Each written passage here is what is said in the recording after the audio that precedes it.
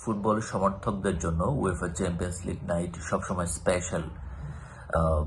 এই সপ্তাহের যে উয়েফা চ্যাম্পিয়ন্স লিগের ম্যাচগুলো ছিল সেখানে আমরা বেশ কিছু দুর্দান্ত ম্যাচ দেখেছি, গোল দেখেছি।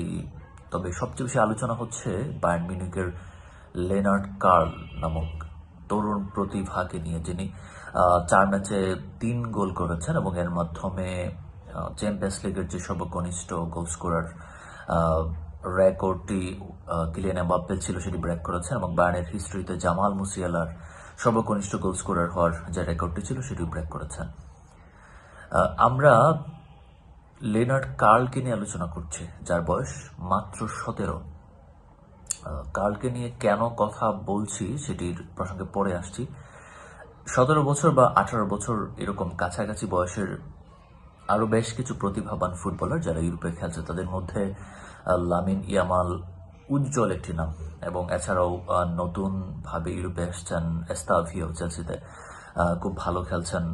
এস্তাফাও রাইট উইংয়ে ব্রাজিলের আগামীর যে বিশ্বকাপ সেখানে অলরেডি বলা আছে যে এই পজিশনের জন্য সেট এবং দুর্দান্ত খেলছেন।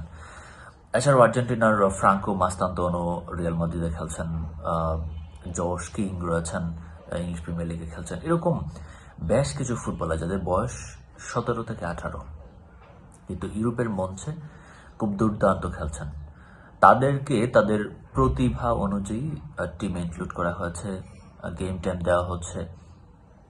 তাদেরকে এটা বলা হচ্ছে না যে তাদের পারফেক্ট এইজ হয়নি বা তারা এখনই খেলার মতো বয়স না, তারা পারফেক্ট না, এরকম কোনো কিছু তাদের ক্ষেত্রে কোনো বাধা বা বৈষম্য কখনোই ক্রিয়েট করা হয়নি। কিন্তু বাংলাদেশের সিনারিওটা আমরা একটু দেখি। আরহাম ইসলাম যখন আন্ডার 17 ন্যাশনাল টিমে জয়েন করে তখন তিনি দুর্দান্ত খেলেছেন, ইন্ডিভিজুয়াল কিছু ব্রিলিয়েন্স আমরা দেখেছি।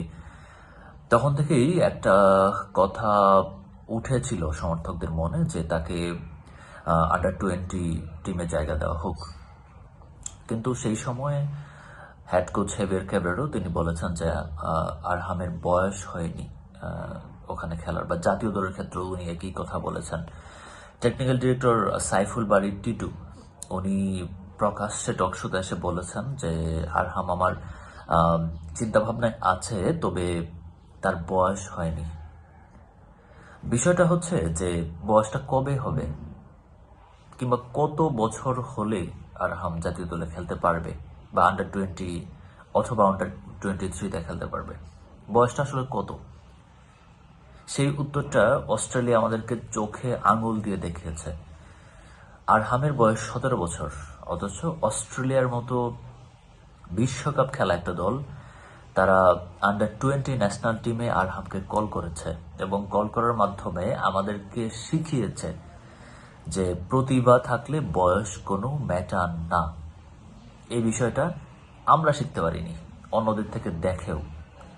বিষয়টা কি এইটা যে অস্ট্রেলিয়া আমাদেরকে প্রথমবার শিখিয়েছে, আমরা ইউরোপিয়ান কালচারগুলোকে দেখছি না?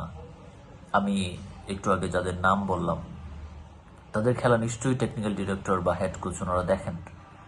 হেড কোচের কান্ট্রি হচ্ছে স্পেন, সেখানে লামিন ইয়ামাল অনেক বড় উদাহরণ। কোভারাসি বার্সেলোনার মতো টিমে খেলছেন, স্পেন টিমে খেলছেন, তারপরেও ওনাদের এই ধরনের মন্তব্য কেন?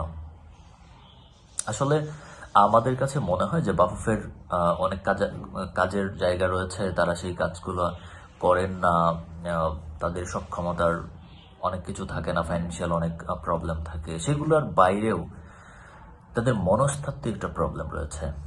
এই প্রবলেমগুলো তাদের এই ধরনের স্টেটমেন্টে প্রকাশ পায়। বাফুফে কতটুকু কি করবে আগামী সময়ে ইয়াং রাইজিং স্টার যারা রয়েছে বা তরুণ যারা ভালো খেলছেন দেশ এবং দেশের বাইরে, তাদের নিয়ে কি সিদ্ধান্ত নেবেন সেটা আমি জানি না। তবে তাদের এই ধরনের স্টেটমেন্ট এবং অ্যাপ্রোচের কারণে আমরা একজন তরুণ প্রতিভাকে হারাচ্ছি। ইন ফিউচারে আরহাম হয়তো বা বাংলাদেশ টিমে খেলবেন কিনা সেটা বড় শঙ্কার জায়গায় এখন দাঁড়িয়েছে। হয়তো বা আরহামের মতো প্রতিভাকে আমরা হারাচ্ছি এবং এই ট্র্যাকটা যদি কন্টিনিউ হয় ইন ফিউচারে আরো অনেককেই হারাবো আমরা। ধন্যবাদ।